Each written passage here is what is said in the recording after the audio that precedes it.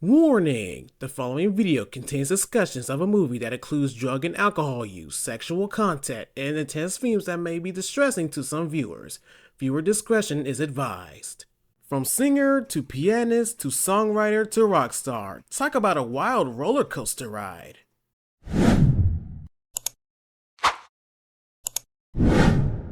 Hobby, a regular activity that is done for enjoyment. Everyone has a hobby, or at the very least something they can do in their spare time. Stuff like collecting things, playing sports, cooking, gardening, crafting, playing a musical instrument, etc.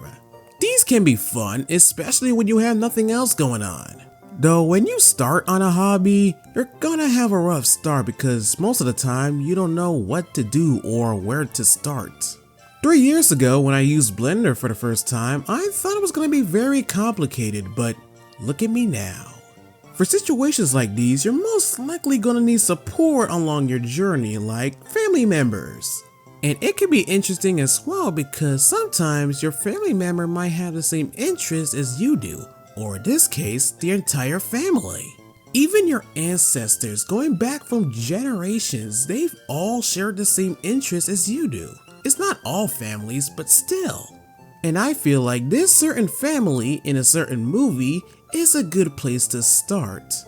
American Pop, it ain't about good times, I'll tell you that. This adult animated film in the 1980s follows the story of 4 generations of an immigrant family of musicians whose careers parallel to the history of American popular music in the 20th century. Wow, Phil, that honestly sounds interesting. Who thought of that? Why, our good controversial friend Ralph Bakshi. Following the production struggles of an animated The Lord of the Rings, he decided it was time to work on something personal. With that, he pitched the film to Columbia Pictures president at the time. He wanted to produce a film with extensive soundtrack of songs which would give an entirely new context in comparison to the visuals of the film. Bakshi used rotoscoping, which I'll get to that in a moment, in an attempt to capture the range of emotions and movement required for the film's story. The movie popped in the theaters on February 13th, 1981, and it got mixed reviews. But Phil, how much money did it make in the box office compared to the actual budget? Ouch. Yeah, I think it's fair to say that this film didn't do too well in the box office. Up until this point, I became well aware of Bakshi in his films, stuff like Fritz the Cat, which apparently is the first animated film to get an X rating, The Lord of the Rings of 1978, Wizards, and apparently The Butter Battle. And I didn't want to go knee deep into his films, so I started off with this one just to play it safe. So with that out of my chest, I hope you're ready to feel the music of this musical landscape of American Pop.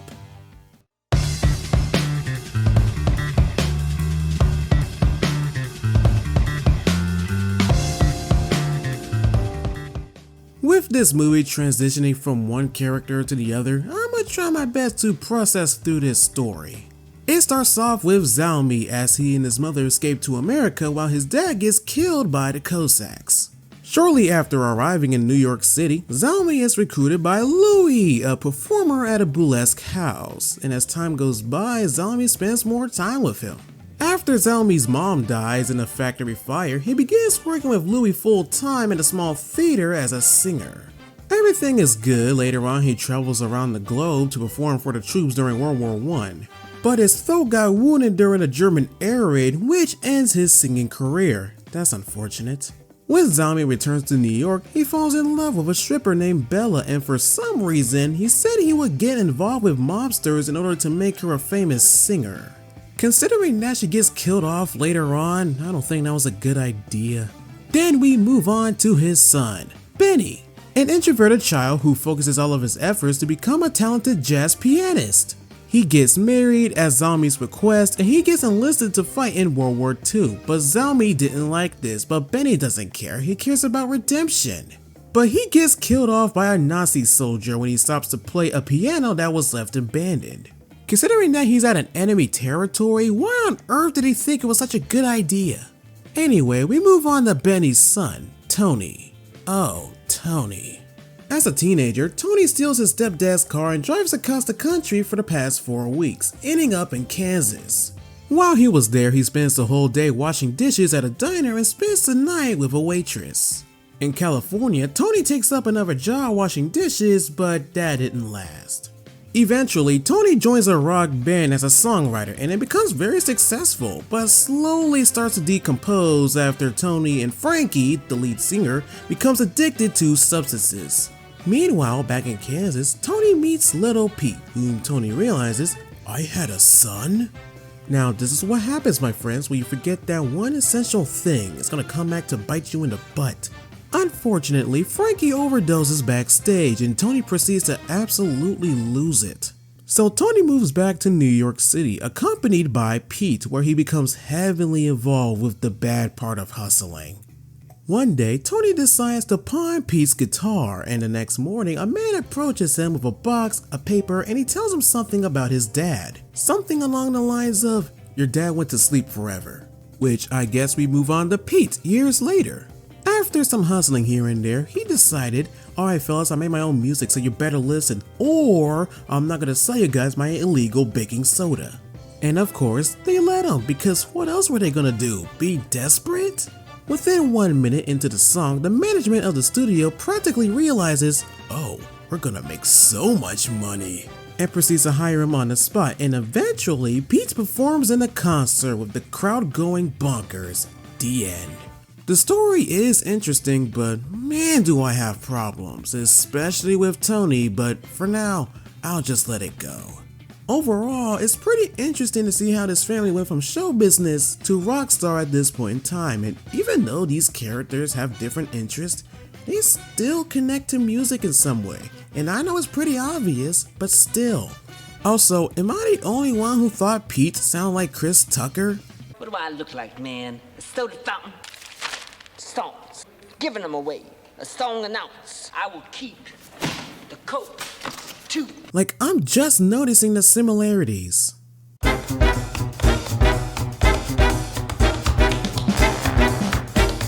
Okay, Phil, that sounds like a good plot, but why does the animation look so weird? I'm just noticing that there are flaws and it makes me uncomfortable to watch.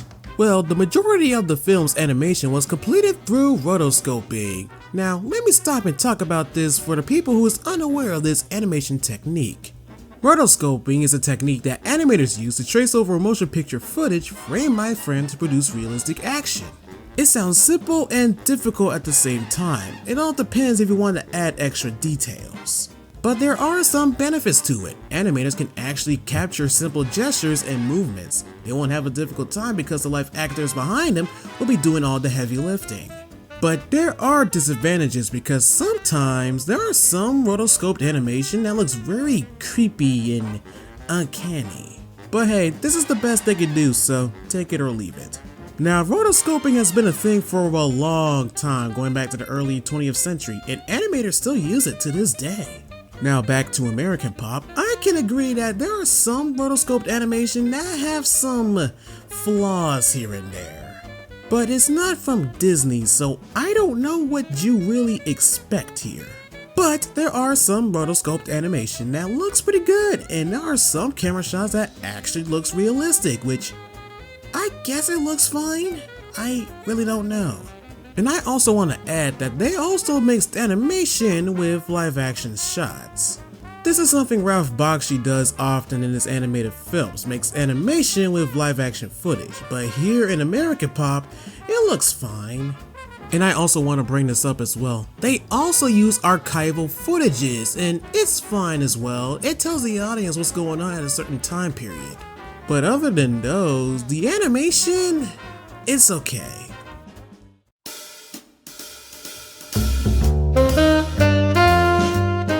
You know, watching this movie made me realize this is the first animated movie from Columbia Pictures I've seen that is far back in the day. But Phil, you can seriously talk about any animated movie from Sony Pictures Animation. And I would, but you need to understand, at some point in my life, I need to appreciate stuff like this. Mostly because movies like these barely gets talked about, so I might as well do something. But what matters here is, what do I think about American Pop? I think it's an okay movie, but I don't think it's for me. I could tolerate it, but I just don't see myself looking back to it over and over. Considering that I just dove into Ralph Bakshi films, I was kind of expecting these films to be, I don't know, average. I guess the only Bakshi films that I might be interested in is Wizards and the animated Lord of the Rings. When I'm ready, I'll continue digging into these kind of films.